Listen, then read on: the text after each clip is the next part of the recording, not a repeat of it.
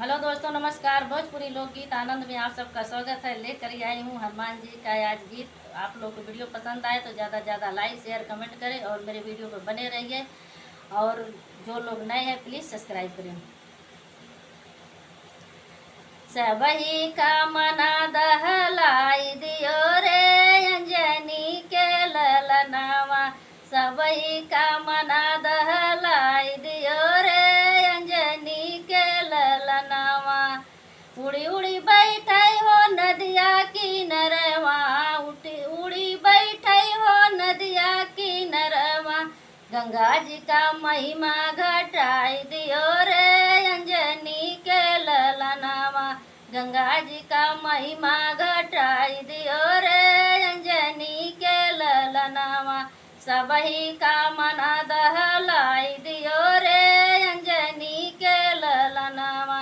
सबही का मना दहलाई दियो रे अंजनी के ललनावा। उड़ी उड़ी बैठे वही रावण दरवजवा, उड़ी उड़ी बैठे वही रावण दरवजवा। रावण का महिमा घटाई दियो रे अंजनी के ललनावा। रावण का महिमा घटाई दियो रे अंजनी के ललनावा।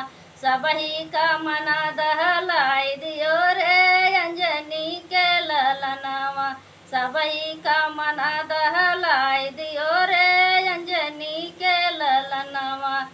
उड़ी उड़ी बैठे वही अशोक वाटिका, उड़ी उड़ी बैठे वही अशोक वाटिका। सीता जी के पाता लगाई लियो रे अंजनी के ललनावा। सीता जी के पाता लगाई लियो रे अंजनी के ललनावा। सबही के मना दहलाई दियो रे अंजनी के ललनावा। सबही का मना दहलाई दियो रे अंजनी के ललनावा।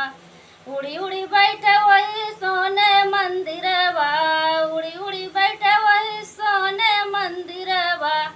सोने का मंदिर जलाई दियो रे अंजनी के ललनावा। सोने का मंदिर जलाई दियो रे अंजनी के ललनावा। सबही का मना दहलाई दियो रे अंजनी के ललनावा।